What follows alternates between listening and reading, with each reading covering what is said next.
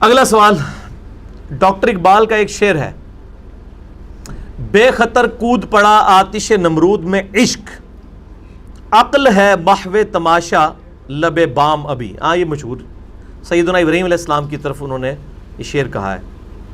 کیا اس شعر میں علم و عقل کی توہین نہیں؟ آپ علامہ صاحب کے اس شعر کو کیسے جسٹیفائی کریں گے؟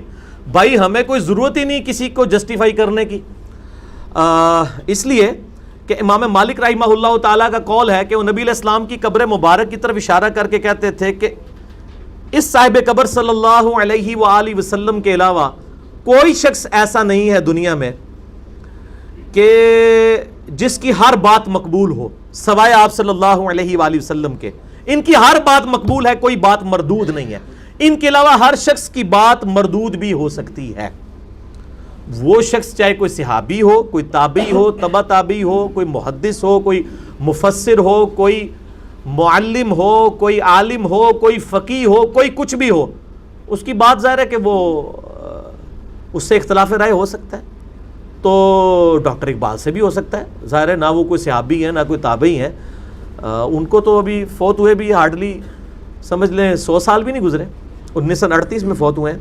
ان کی جو پازیٹیو خدمات ہیں ہم ان کی قدر کرتے ہیں، اور جو ان کی غلطی ہیں وہ بالکل ڈنکے کی چوٹ پہ غلطی ہیں. کوئی ان کے بارے میں ہم نے پیغمبری نہیں کلیم کی ہوئی ہے.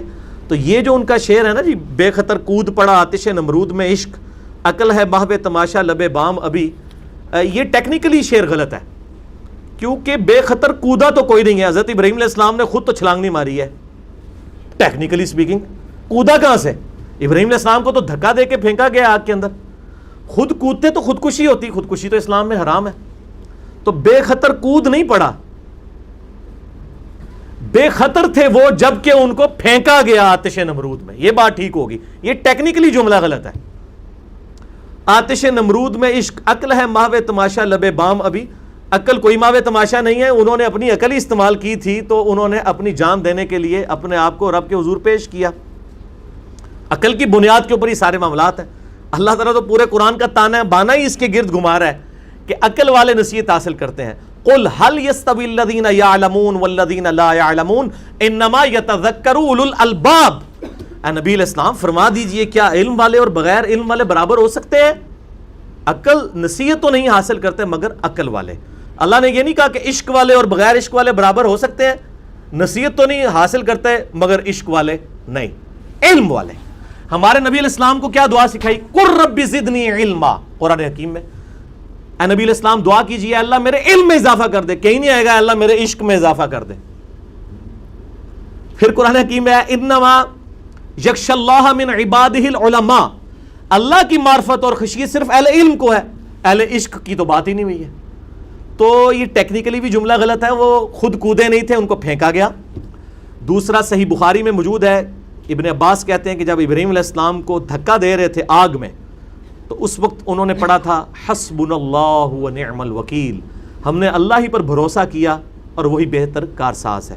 یہ صحیح بخاری میں 4563 نمبر حدیث ہے انٹرنیشنل نمبر کے مطابق.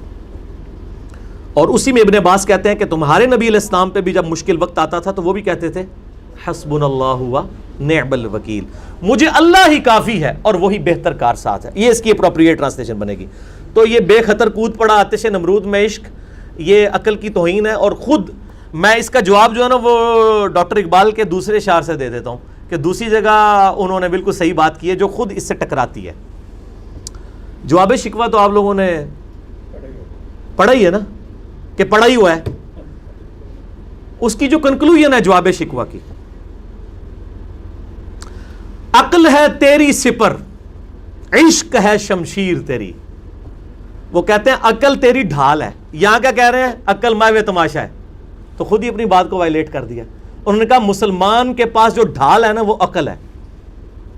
عقل ہے تیری سپر، عشق ہے شمشیر تیری، میرے درویش خلافت ہے جہانگیر تیری. یعنی وہ موٹیویٹ کر رہے ہیں. یعنی مسلمان ایک پستی کے دور میں تھے، شکوے میں انہوں نے اس چیز کا اظہار کیا. پھر جواب شکوہ میں انہوں نے اللہ کی طرف سے جواب دیا. یہ اللہ کی طرف سے جواب دیا ہے، ظاہر اللہ کی طرف سے جواب صحیح دے دیا ہے. عقل ہے تیری سپر، عقل تیری ڈھال ہے. عقل کو مانا نا، یہاں کیا کہا؟ عقل ہے محو تماشا.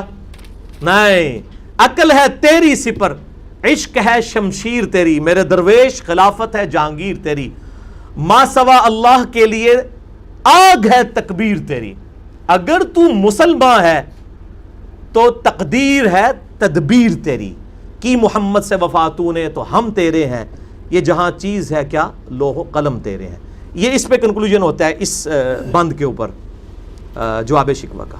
وہ کہتے ہیں اگر تو واقعی صحیح مسلمان ہے نا تو تقدیر تیرے لیے تدبیر بن جائے گی، یعنی تقدیر کے فیصلے اللہ تعالیٰ تیرے حق میں کرے گا، لیکن اس کے لیے شرط کیا ہے کہ محمد سے وفا تو نے تو ہم تیرے ہیں۔ یہ اللہ کی طرف سے وہ کہہ رہے ہیں کہ اگر محمد صلی اللہ علیہ وآلہ وسلم سے وفا کی نا تو اللہ تعالیٰ ہمارا ہے کہ ہم تیرے ہیں، پھر یہ جہاں چیز ہے کیا لوح و قلم تیرے ہیں، یعنی لوح و قلم پہ جو فیصلے ہیں اللہ کے تقدیر کے وہ پھر تیرے حق میں ہوں گے، اور صحابہ کرام کے حق میں ہوئے ہیں۔ کدھر مختصر سی جماعت نے رومن اور پرشین امپائر اکھاڑ کے رکھ دی، نبی علیہ السلام کے ساتھ وفاداری تھی، لیکن بعد میں امت نے اپنے بزرگوں کے ساتھ وفاداری دکھائی ہے، اپنے نبی کے ساتھ وفاداری تو گنتی کے لوگوں نے دکھائی، اور امت آج تک اسی پستی کے اندر جو ہے وہ گرتی چلی جا رہی ہے اسی وجہ سے۔ تو میں نے ٹیکنیکلی جو ہے وہ ڈاکٹر اقبال کے شعروں سے ہی جواب دے دیا۔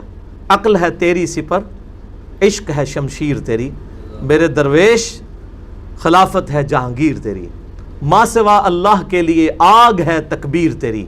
اگر تو مسلمان ہے تو تقدیر ہے تدبیر تیری، کی محمد سے وفا تو نے تو ہم تیرے ہیں، یہ جہاں چیز ہے کیا لوح و قلم تیرے ہیں۔ تو اختلاف رائے تو کسی سے بھی ہو سکتا ہے میرے بھائی، آپ ڈاکٹر صاحب کی بات کر رہے ہیں، ہم تو اتنے بڑے اماموں سے اختلاف رائے رکھتے ہیں کتاب و سنت کی دلائل کی روشنی میں، کیونکہ نبی علیہ السلام کے علاوہ ہر شخص سے اختلاف رائے ہو سکتا ہے۔